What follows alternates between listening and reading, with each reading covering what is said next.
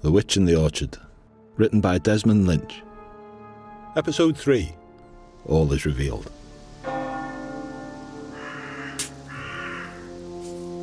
As the sun begins to rise, the boy and the witch had resealed the coffin and had finished burying the body. It had been quite a night of revelations, and while the boy remained ignorant about many things in the valley, Henrica was finally beginning to fully understand the situation. As they pat down the dirt on the freshly filled grave, the two of them stare off into the horizon. Their brief moment of light and clarity is soon fogged over by the sudden return of the dark grey clouds, once more shrouding the sky above. Where does the dirt from the garden come from? What garden? The one within the villa. Oh, it was imported from the south. Do you know when? About 2 months ago, I believe. 2 months. Interesting. Do you know the last time the Lord left his humble abode? He hasn't stepped out of the villa in about... 3 weeks? Yes, he hasn't gone out in quite some time. Lots of people haven't. That'll be all, boy. You're dismissed. The boy nods and makes his way back to the church. Lorcan! He turns to face her. Speak not a word of this to anyone. Is that understood? He nods once more and heads back towards the church. The witch watches him for a moment. She lays her shawl down by the grave and limps out of the cemetery. She mounts her palomino and rides off towards the villa.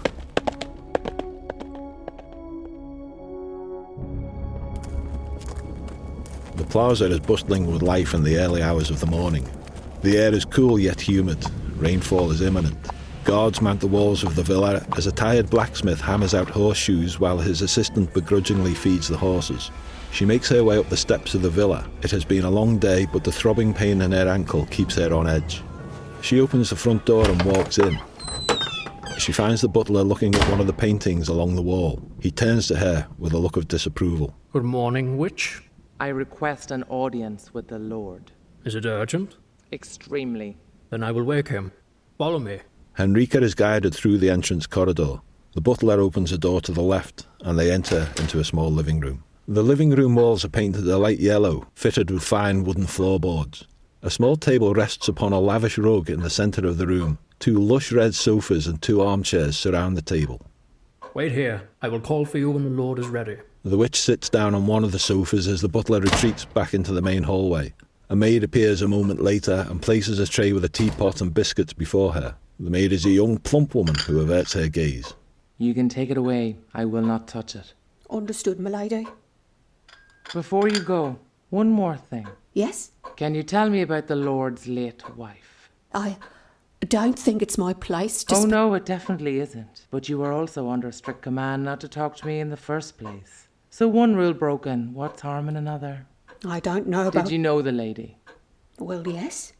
I did, but... You know who I am. You know this only ends in one good way. If you talk freely. Tell me what you know. Please. Well, the Lady Francesca was she could be very difficult sometimes. She had been widowed twice, with no children. She was quite anxious about the whole ordeal. A lot of pressure from her family, nephews and nieces, cousins and all that. She married the Lord Frankfurt when she was in her later years. He was quite young at the time, and they were quite different. How did her family react to the marriage? Not well, to be honest. She wouldn't speak to her family during the engagement, didn't even invite them to the wedding. It was a rushed affair. The Lord seemed to want it over and done with. How long were they married? Oof, I'd say 3 weeks. 3 weeks. And how long has she been dead? 3 years next month. Well, at least he had the decency to wait. Pardon? Do you know of who he is to marry?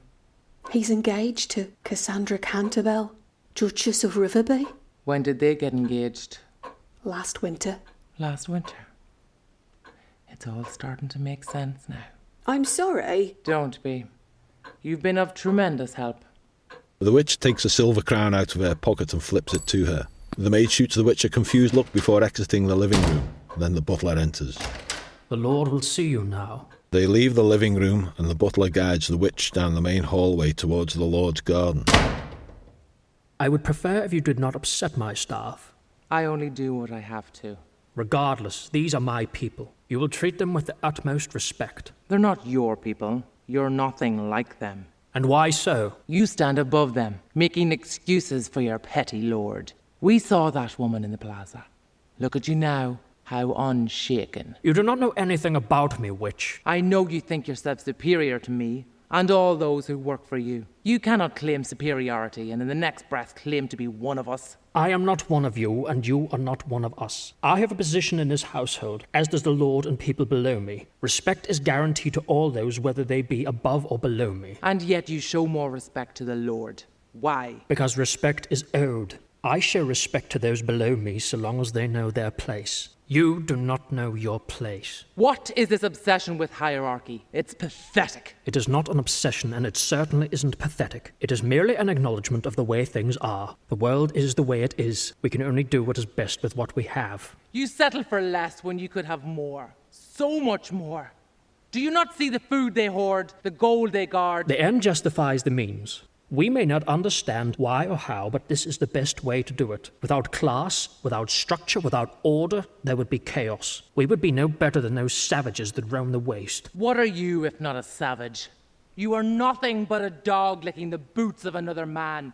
Why dedicate yourself to a man who thinks you are nothing? Why degrade yourself? No reward will ever remove that taste of dirt. They are not worthy of such devotion. They are but men, not gods. Their position holds no merit. You say the most ignorant, vile things, witch. Do you know how much I had to sacrifice to get to where I am today? I worked tirelessly through sweat and blood and tears for my position. I will not have some filthy hag debase me in my own house. But it's not your house, is it? It never will be, no matter how hard you work. You will never sit at the top of the table. You will eat your dinner out of sight and out of mind. You will have tired yourself away for a man who has never worked a day in his life and pays you no mind. It is honest and respectable work. It is a good life. One that you so obviously envy if you must degrade it so. There's nothing respectable about what you do. You lie to yourself. Fool yourself into believing your labour matters. It doesn't. It never did, and it never will. When you grow old and frail, he will cast you aside and replace you with another. All the while he secures for himself greater pastures. He will secure you nothing. You will fade away from memory, a sad, broken old man. Know your place in the world, witch. You will live just fine. They arrive at the grand oak doors. The butler pushes them open gently. The witch enters but stops to look at the butler. I would rather be anyone in the world than me, but I wouldn't be you.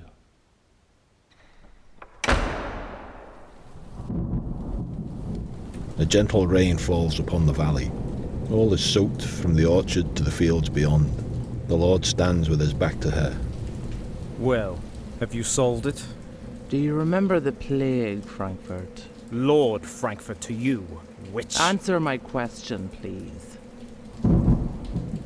No, I was but a boy back then. I saw it all. People nary alive, eyes blood red, skin peeling off their faces. They were malnourished, more skeleton than man. I saw carts of corpses, many of them children, dragged off and dumped in a ditch somewhere. Hills emerged along the road, the mass graves of the sick. I can see the bodies now like it was yesterday, lying one on top of another, as far as the eye can see. The land grew sour. Famine followed soon after. They blamed us, of course. My people had always secluded ourselves, always dedicated ourselves to knowledge and the betterment of the world. But that did not save us in the end. They feared us. Yes, for people fear what they do not understand.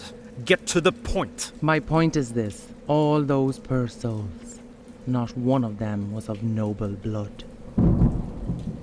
I think of that plague now as I look upon the curse that has been brought upon your land. I think of all the trees in the valley shriveled up and bark peeling off like skin. And I look upon your garden, and not a single apple is bruised, not a single leaf has fallen, and despite the sun being whisked away by the clouds, your trees stand stronger than The ever. point, witch! Despite what is commonly believed, Nobody is responsible for the creation of a plague. They are only responsible for those that died. A curse is very different. Someone is responsible, and this curse is caused by no one else but you. Insolent hag! I'll have you hanged! You've seen her, haven't you? The girl you murdered in the orchard all those months ago, suddenly alive and wandering the countryside. Is that why you hide behind your walls in your precious garden? Silence, you vile witch! You know not what you speak! Why did the girl have to die? You insubordinate! You think me a heartless villain? Do you think I wanted this? Do you think I would have done any of this if I knew what was going to happen? Of course I wouldn't! I was engaged. Years I'd waited. I was finally going to redeem myself after my idiot brother gambled our entire fortune and fled away to God knows where. I was in debt, no lands or titles. I had to belittle myself for that miserable hag, Francesca. Oh, you couldn't imagine the humiliation. And even when I was free of her, I still had to toil away in this godforsaken valley for 3 years. 3 years! But now I had finer pastures. I was to wed the Lady Canterville. I could move on from this accursed land. Oh, I was so close. But then I met her. She was so young and pretty and, well, I couldn't help myself. I had to have her. And why shouldn't I have her? After all I've endured, I deserve a little treat. So, I did just that. But I felt so disgusted, vile. A lord lusting over some peasant like a sick pup. It was unbecoming. I couldn't let it get out. And when she revealed, well, I couldn't have that. I simply couldn't. Lots of lords have bastard children. Yes. Well, lots of lords aren't me. My reputation was already tarnished. It took years to prove myself to those Canterbells. Oh, holier than thou! I belittled myself enough. But infidelity? Lust? I'd be ruined. No, they could not know. I couldn't have it. I'd worked too hard for this. When I arrived, this valley was useless. I made it profitable. The things I have endured, the humiliation. No. I have come too close to let a common whore ruin everything for me. She was a child. Child! Oh, you have no idea. She came to me, this little fool, and said she wanted nothing but a home for her child. A home! And the worst part, dear witch, the worst part, I saw no delusion in her eyes, no wickedness. The poor sap was genuine. No intent of blackmail. She was serious. The little harlot actually fell for me. Which is why her mother took her away. Her mother knew best. The girl nearly ruined me. If she had stayed away, all would be well. But she couldn't, so she had to go. All so you could secure yourself more of what you already have. Do you think so less of me, witch? That I would soil myself with a girl like that? Despite what I felt, despite how I had her. The truth is the truth. I was born for better, and I deserve better. I had sinned by congregating with such filth. For whatever reason, this society has deemed you worthy of leadership. They look at you for guidance and protection. You have failed at both. You took advantage of a young girl, and because of your lust, 2 children are dead. The filth not worth congregating with is you. You speak of my position with such contempt. Do you imagine there was a better way? There isn't. The world isn't some ridiculous fantasy where we all hold hands and play in the filth like children. The world requires a certain composure. It needs order, discipline, a firm right hand to keep civilization on the right path. That hand loosened for but a moment, just a moment. And then we had the calamity. We lost all we knew, all we were capable of, and it has taken us 1,000 years to claw our way back to where we were. To get there, you need to understand one thing. Not all men are born equal. Some are born better. I am better. When I command my people to build, they build. When I want them to push, they push. When I want them to kneel, they kneel. And when I want a girl, I have her, as is my right under God. You can justify yourself to God in good time. For now, I want my 50 crowns owed to me. And I want an additional 500 crowns. Or I will ruin you. Blackmail? Ha! The last hag of the East dares to blackmail me! Oh, and I thought you were clever. I really did. Who in their right mind will believe you? Believe me, no one. But 12 people, 100 people. At what rate do so many people sully your name to where it becomes worthless? I could hang you right here and now, before you could utter a word. And I could unleash all the horrors of hell before the first guard breaks down that door. All the horrors of hell? Ha! Do you think me a fool, witch? You may scare the priest and those babbling morons in the village, but I was raised better. I studied under the University of Damonville. I know all about you hags, what you can do, and what you most certainly cannot. You're all frauds, scaring the common folk to do your bidding. But you can't scare me. You can't blackmail me. You can't do anything but kneel. I'll tell you, witch, here and now, that despite what you may think of me, I am a man of my word. I will pay those 50 crowns for the investigation, but you will only get that money, including... Oh, what the hell? 250 crowns! If, and only if, you break this curse that torments my land. This curse wants your ruin. The only way to break it and save this valley is if you give yourself forth to it. But you will not do that. The curse will not be broken. We both know that's not the case. We're both familiar with certain, how might we say, controversial manners to lift a death curse. Blood magic. Precisely. Using blood magic to undo a curse begot by blood and death. Literally fighting fire with fire. You'll burn the whole bloody orchard down. But it will eliminate the curse. It will. But at a price. Yes. Blood of the pure. A virgin, perhaps. Come to think of it, Kasha, when we laid together, would go on and on about everything, as women are wont to do. She'd often bring up that stable boy, the pathetic virgin who'd constantly shoot her heart-struck eyes. Yes, I think he'll do just fine. After all, isn't this how this story should end? True love breaking the curse? I will not murder the boy. No! You'll bleed him out like cattle, and as his blood drips into the soil below, the leaves on the trees will brighten, apples will grow ripe, the children will cease to be frightened, and all will be well.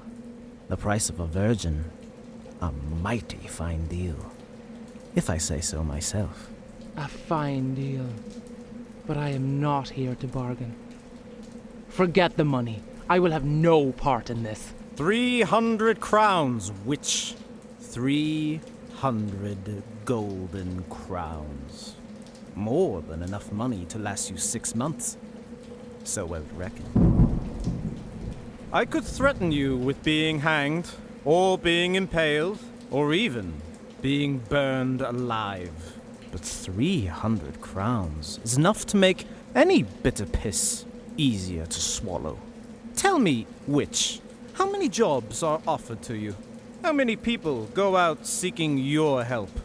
Nowhere to run, nowhere to hide, and so you're forced to roam on endlessly, scraping by copper by copper. Imagine if you had money, real money. Just imagine what you could do with it. Leave nobility for the nobles. You are humble. You are being humbled. The boy dies, and when he does, you will have his weight in gold.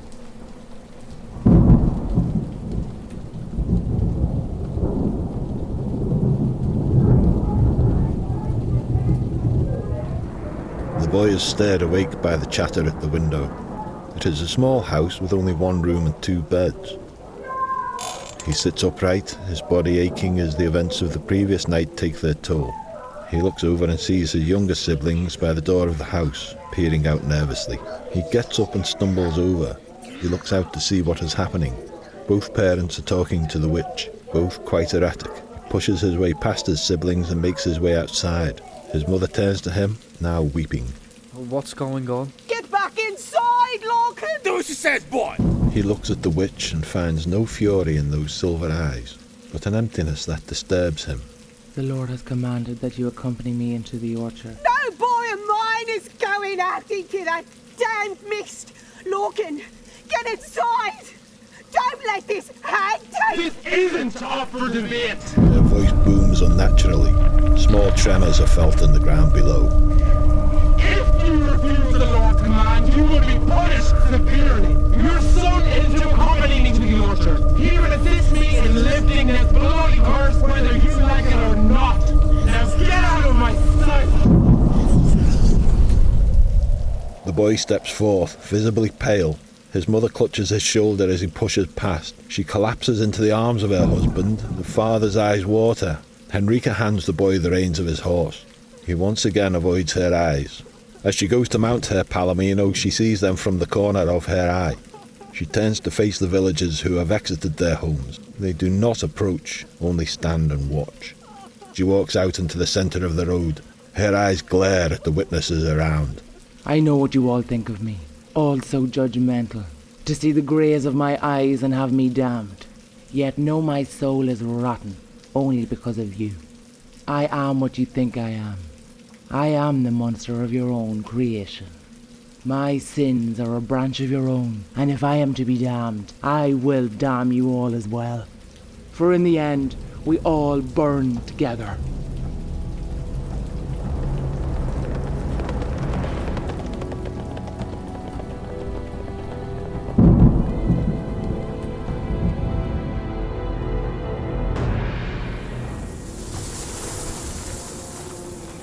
There is a chill in the air as the two arrive at the orchard. It had stopped raining just moments ago, yet the ground is dry and coarse, as if it had never known the touch of water. They tie their horses to a tree on the border of the mist. The witch takes out a vial of dirt. Here, empty a bit of that onto your shoes. It's hallowed ground. The mist will not touch us. They take off their shoes and boots respectively. The boy empties half the dirt in both his shoes evenly. The witch grabs the vial off the boy and empties the vial into her boots. She places the vial back in her coat as soon as they don their shoes once more. The witch moves cautiously towards the mist. She stops and turns around. The boy still stands by his gelding, not following her forward. Follow me. I don't want to. You must. I don't want to, and I don't have to. You told me yourself you're not that powerful. You can't make me go into... Boy, if you do not follow me, the Lord will have your entire family flogged and you will be hanged. What you do now has the potential to save this valley. To turn back now is to turn back on your people. Do you understand? But I could die. 2 children are dead. How many more will follow? If you turn back now, you are responsible for that. And there is no corner of the world you can run to escape that fact. So what will it be? The boy's face pales. He stares off into the mist. You will guide me forth to the place where Kaya's body was found. Here, take this. The witch pulls a spare scarf from her coat and hands it to the boy. Wrap it around your face. Do not breathe in the mist. Whatever lingers here will try to weaken us the longer we stay. The boy nods and wraps the scarf around his face. The two enter the mist, side by side.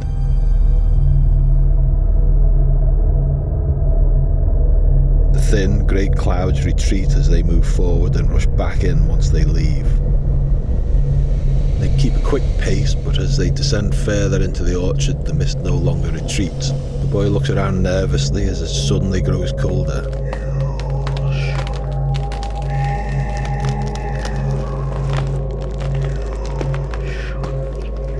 Enrica. Suddenly a branch comes to life and snaps down, grabbing the boy by the waist and lifting him up in the air. Enrica! The witch turns to see the boy screaming as the dying tree begins to crush him slowly.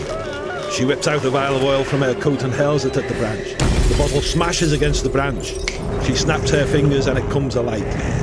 He crashes down to the ground, winded. The witch rushes over and pulls him to his feet. Go! Don't look back! The two sprint down the slope as the trees around them slowly begin to twist and contort as they come to life. Another branch lashes out at the witch as she passes by, but she ducks out of the way at the last moment. They run as branches crash all around them, upheaving mountains of dirt in the process. They jump and dodge as the trees lash at them. They run fast and they run hard, the blood in their heads pounding as they grow heavy. Their throats burn and muffle as they struggle to breathe with the scarf wrapped around their faces. The trees crash down around them, but they run as fast as they can down the hill.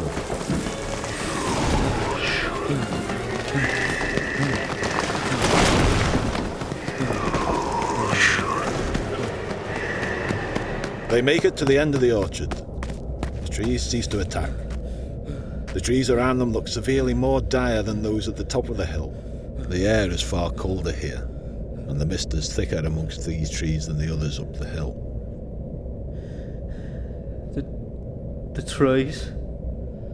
They're not attacking. No. The ones that came to life are merely poisoned. These are fully dead. The curse can no longer control them. Soon all the plants in the valley will be like this, for this is what the curse wants. I don't understand why Kaya would do this. Kaya has no power to do this. This is something else. Something dark and powerful, twisting a dying girl's words, trying to inflict as much pain on the world as possible. For what reason, I do not understand. There's no reason to an evil such as this. She turns around and sees the boy staring blankly at the roots of a neighbouring tree. This is where they found her. This is where she died. The witch looks at the boy. No tears form in his eyes, yet his composure is that of severe grief. She steels herself and looks off in any direction far from him. We'll do the ritual here. She takes out a pouch from her pocket alongside the second vial of dirt. She circles the tree, sprinkling the dirt around it. As she does, the mist retreats from the tree, revealing the roots and ground below clearly. She sprinkles red and blue dust over the roots of the tree while chanting some incantations. As she finishes her incantations, she takes out a long, sharp knife from her jacket. She looks down at the blade in her hand and turns to face the boy. The boy looks nervously back at her. What are you doing? To break the curse, I need blood. Your blood. Why? It doesn't matter why. It never matters why. In the end, you must die all the same. Do not run, for you will only meet your demise by the horrors that lie beyond the mist. There are worse things in this orchard than spoiled trees. You will die with me here quick and painlessly, or you will die in slow, excruciating agony down the road. That is your fate. Do not try to cheat it. This will undo the curse? Yes. And there's no other way? No. Then do it. The witch holds the blade up to the boy's neck, pushing it gently against his skin. She feels the thrum of his heart along the blade. She holds it there for a moment, trying desperately to summon forth the will to tear down. Her hands begin to shake, her breath becomes heavy as the boy begins to shiver. Damn it. She removes the blade from his throat. Damn it! It's alright. We can go again. No, I don't think I can do it. I'll do it. No, I can't. It's alright, Enrica. I can do it. Are you sure? Yeah, I'm sure. I can do it. The witch looks at him for a long moment and then nods sadly. She moves over and hands him the knife. The boy grabs it and then holds it to his throat.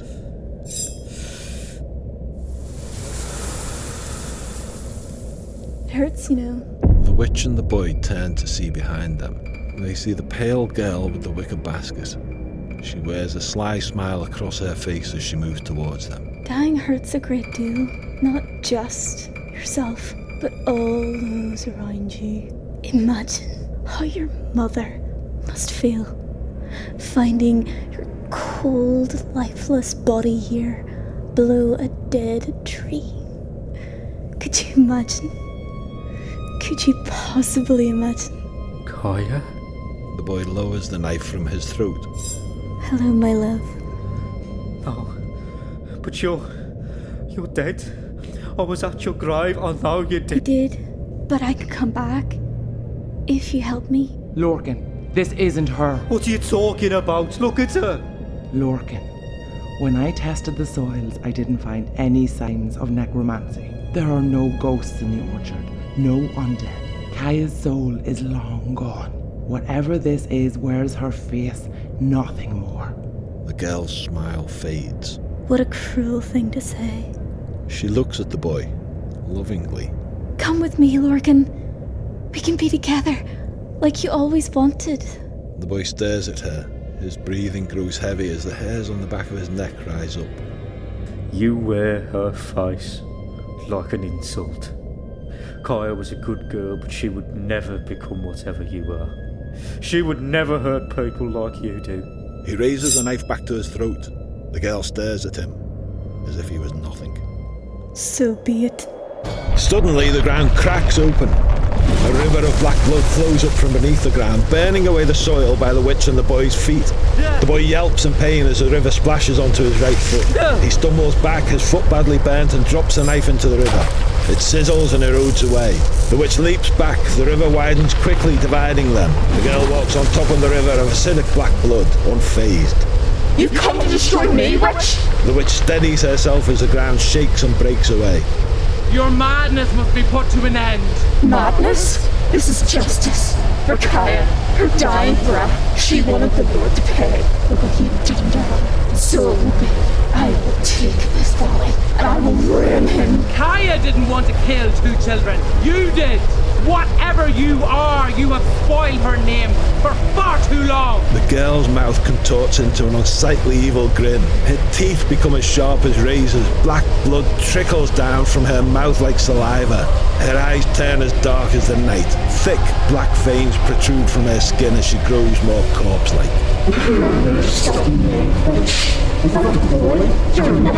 The girl raises a hand and the river of black blood begins to erode the soil around the boy.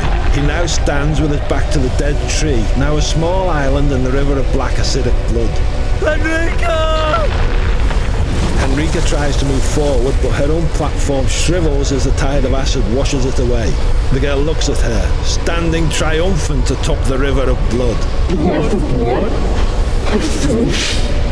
To think this poor boy prepares to live the sins of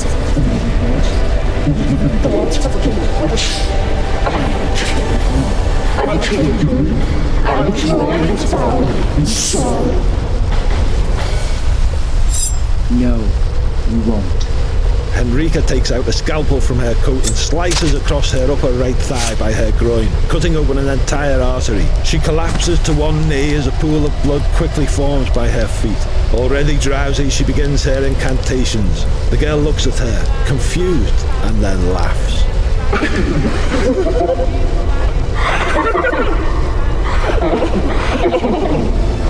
You poor thing.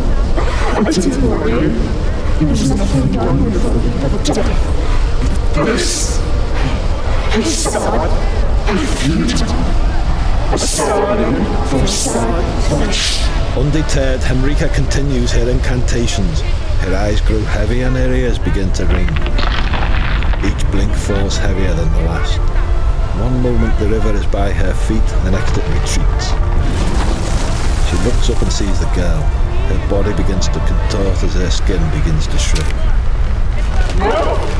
This is possible!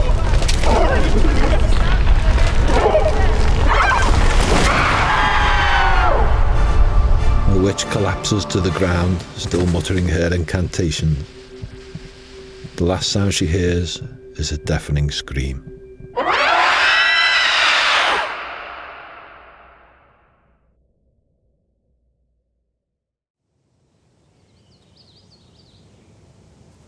The light breaks through the dying trees of the orchard, no longer blocked out by the clouds. Birds chirp freely, and a gentle warm breeze flows through the valley, where the mist is nowhere to be seen. The witch ties her palomino to a nearby tree and then, with crutch in hand, limps forward. Blood still stains the ground where Henrika had fallen days earlier. The charlatan stands by her horse, looking sheepishly with his shambly hair. The ground that had broken away as the river of blood emerged is filled up again with fresh dirt, a gargantuan scar made more noticeable by the green and luscious grass that surrounds it. All the trees in the orchard are now as pale as corpses. The witch looks down at the ground by the tree. With her hand she gestures for the charlatan to come forth. He rushes over. She retrieves a vial from her coat pocket and hands it to the charlatan. Take a dirt sample. I need to see if there is any trace left of the curse. Do you think it could come back? No. But I need to know all the same. The charlatan delicately collects some dirt and returns it to the witch. She takes it and places it back in her coat. Where's the boy? He's with his family. The boy got pretty hurt during the whole thing. I've been taking care of him. Is that so? She tightens the stick tied to her injured leg to keep it straight, putting her weight on the crutch, and begins moving towards the horse. Take me to him. I want a word.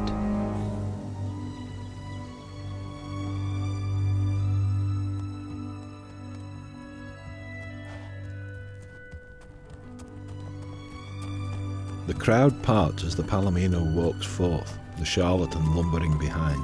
They look upon the witch with fear and reservation, a familiar tone that Henrika had encountered when she first entered the village. And yet there is something else to their stares, something she had not felt in quite some time. They clear a path so that the witch can enter the small house. The mother and father retreat to the corner with the rest of the family. Lorcan himself is propped up on one of the two beds. Pale and thin as a rake, his right knee is wrapped up in bandages, and both soles of his feet are badly burned.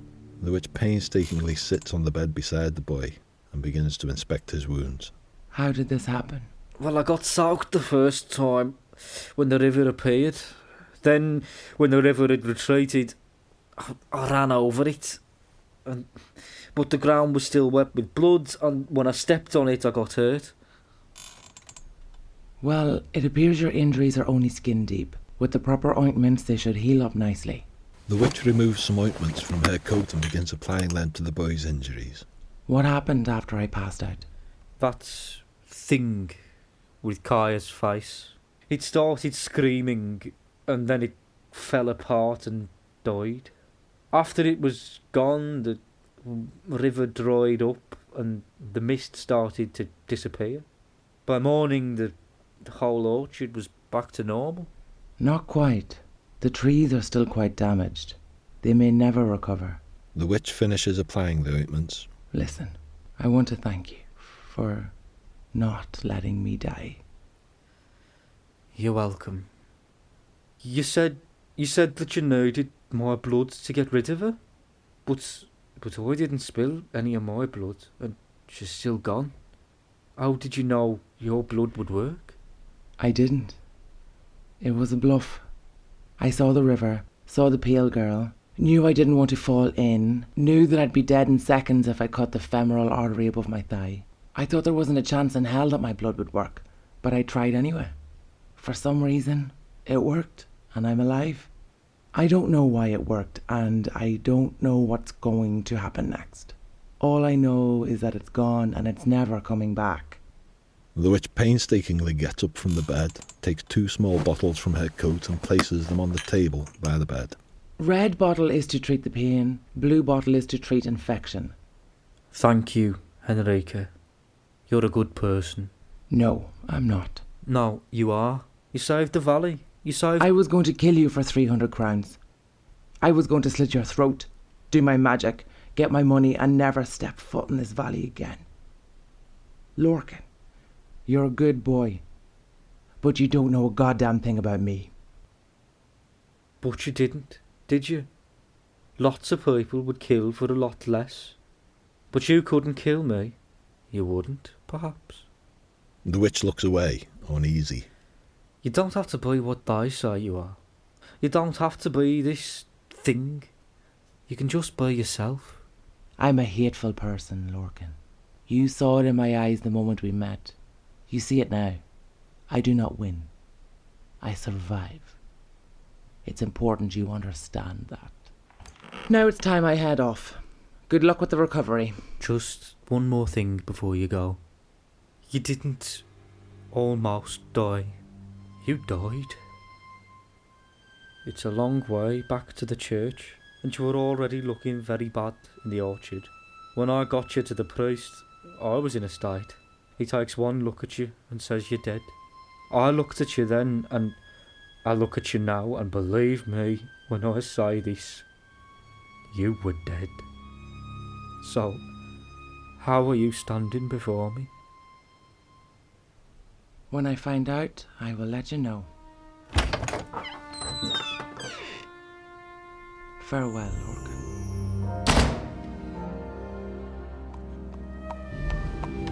The plaza is sparse, taking on a strange new glamour as the sun breaks across the rooftops and onto the ground below. She ties her horse up by the stable and trudges up the steps, painfully climbing towards the entrance of the villa. She finds the butler in the hallway staring at the family portrait of the Lady Francesca. He turns to face her. Ah, Miss Order. I am here to collect what I am owed. Very well. Follow me. He guides her down the hall, slowing his pace to keep up with her injured state.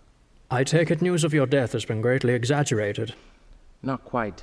Well, on behalf of the Lord, I can say you have done a great service for the people of this valley. You are entitled to any medicine or other remedy available in this villa to help you in your current state. That's very nice. But I have a feeling the Lord is going to rescind that offer very soon. The Lord is a man of his word. Joseph, I've wandered these lands for decades on end. I've seen wars and plagues bury entire towns and burn cities to the ground. I've seen the worst of people, and through all of that, if I have learned one thing, it is this. Words mean nothing. You only get what you deserve in this world if you pry it out of their cold, dead hands. Quite the cynicism in you. Cynicism is like old age. It creeps up on you whether you like it or not. It's funny. You see, to you my life is meaningless. I've dedicated my life to people who think of me in the same regard as the dirt on their boat. I have no heirs, and even if I did, I have nothing to give them. I have nothing. I am nothing. I have endured for no reason. I have given nothing of value to this world. A world you so very much want to change, but are powerless to do so. And so the more you wish it to change, the more it stays the same. It's funny, really. I would rather be anyone else in the world than me. But I wouldn't be you. The witch halts before the door to the garden. She turns and looks at the butler. A sly smile darts across his lips. She stares at him and turns to enter the garden. As she leaves, so too does the smile on his face. He stands there, well and truly alone.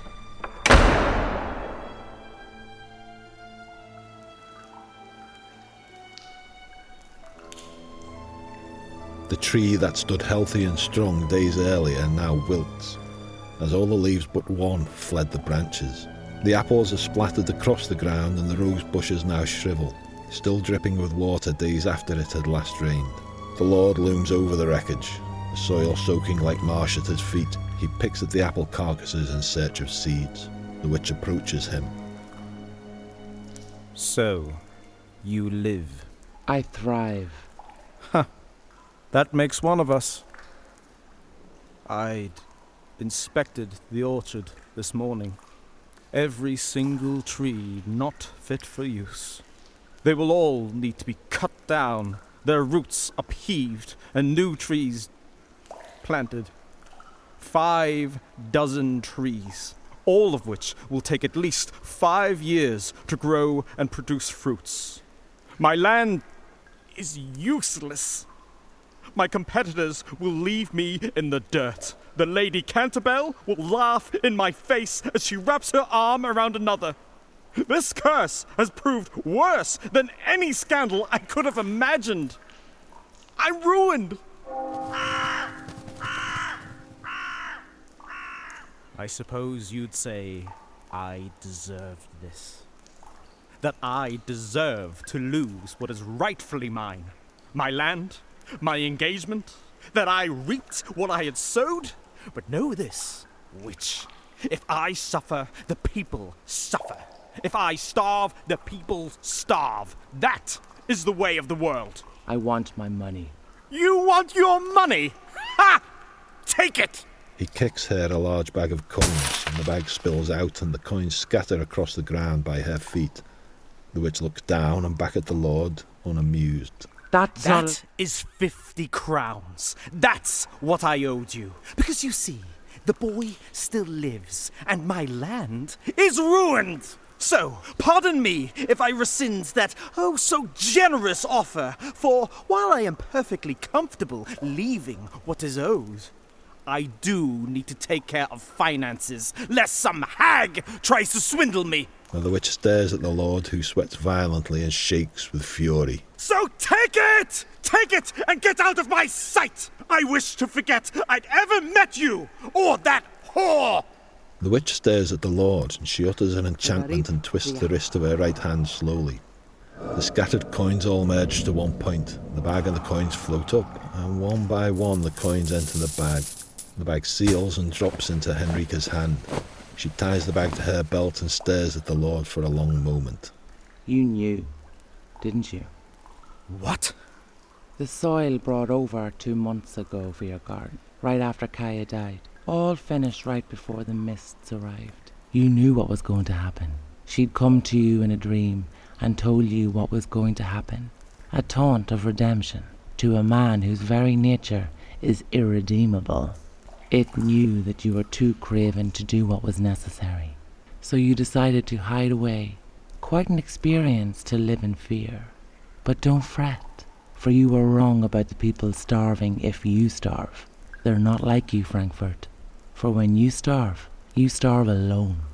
When they starve, they will eat you.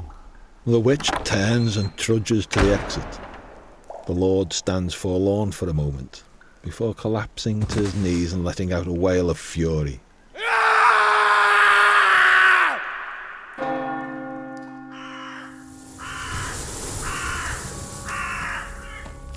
The witch rides up the orchard, now full of dead apple trees that wilt under the red sky above. Hanging on a branch from the same tree Kaya had died all those years ago swings 2 skeletons, one in tattered black robes with a white collar, the other in fine blue robes. It had been 8 years since she had last stepped foot in the valley, and while she had heard stories of what had happened after she had left, she was still amazed to see them all the same. Her apprentice rode up behind her, a young girl by the name of Sayela. She wears a dark green cloak with the hood up to hide her bat-like ears. The scarf hangs by her neck, ready to pull up at any moment to hide her bat-like nose. Her eyes are milky white, and the single white stripe descends from her coarse black hair. While she does not look up directly at the skeletons, she sees them all the same. What do you think happened to them? What happens to all of them in the end? They suffered and died. The witch flicks the reins for her black thoroughbred and ushers him forward. Sayela follows suit. They ascend the hill to the main road, moving towards the village. The stories Henrika had heard over the years were conflicting and often untrue. But what she knew for certain was that after she had left, a riot broke out. People died, but in the chaos the Lord was killed, executed by his own people. Afterward, the Emperor sent forth an entire platoon of imperial soldiers to set the entire village to the sword. While some villagers managed to flee, most were killed, their homes burned and their lands repossessed, handed over to a duke in the south, who in all that time had never even stepped foot in the valley. The ruins of Harrow's Borough has become an integral outpost for the invaders from the waste. They enter the village, finding tents set up in the burned ruins and stores being run out of decayed homes. The soldiers from the waste vary from people with slight mutations, such as scaly skin or one eye bigger than the other, to people who resemble horrible monstrosities. Large hunchbacks with 3 arms, a small man with rat-like features and a lizard tail, all sorts of horrible creatures. But the worst of them all was the turned. Prisoners of war who, with their mutant abilities, the invaders from the waste were able to turn, rendering them into mindless foot soldiers. The witch and Sayella dismount their horses and tie them to a nearby post. They walk around the market along the main road, looking through the stalls for fresh supplies. I need a new saddle. Well, you have the money. Go buy it. I'll be over here. Sayella heads off. Henrika looks over the fruits in one stall. It had been some time since she had any fresh fruit, so she was tempted to buy. However, as the witch shops by herself, she hears arguing break out from the other side of the road. She turns and sees Sayella arguing with a shopkeeper, a crab-like man with patches of fur growing around his exposed chest. The witch moves away from the stall and across the road to settle the argument. Are you serious? I'm not paying that. Take it or leave it, dollface. Sayella, maybe somewhere else. No. We've been travelling for days. I've nearly fallen off that bloody horse 12 times today. We're not leaving here till I get the saddle. 50 dorkums. Final offer. All right, that is absurd. Let me look at this thing. Not touching. Please, just let me look at it. No touching. A guard appears behind them. Sayella falls quiet, as does the shopkeeper. Is there a problem? No, there is no... The witch turns to face the guard and falls silent. Sayella hears this and comes up from behind. We're just bargaining, sir. No problem. The guard looks at Henrika. The witch stares at him, horrified. 8 years had passed since she had last seen him. The boy is no longer a boy. He stands before her in shabby dark armour, clean-shaven. A grey helmet dons his head, and emerging beneath it, she sees the faintest set of tentacles latching onto his scalp. Lorcan looks at her, his eyes white and lifeless. Are you all right, ma'am? Yes, I'm fine. The guard continues to stare at her for a moment and then looks at the girl. He looks at the shopkeeper and nods. Settle your business and be on your way. Yes, sir. The guard looks at Henrika one last time and then turns to leave. As soon as he is out of earshot, Sayella turns to Henrika. Are you all right? You sound off. I was going to go find him as soon as this was all over. Oh. We better get a move on. Sayella grabs the witch by the arm and leads her away from the stall back to their horses. They ride off to the south as the sun begins to set. The witch would never set foot in the orchard again.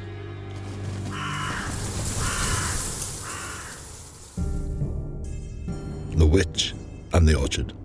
Starring Margarita Murphy as Henrika O'Dare, Jeremy Mottram as Lorcan and the shopkeeper, Aaron Hickland as Lord Frankford, Andrew McNeil as Joseph the butler, Connor Charlton as Father Loxlale, Tasha Henderson as the pale girl, Sinead Lunny as the maid and Lorcan's mother, Aidan O'Sullivan as Lorcan's father, Kira Power as Sayella. Narrated by Frank Cannon.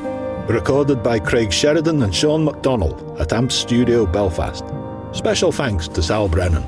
Special thanks to freesound.com and 99sounds.com. Created by Desmond Lynch.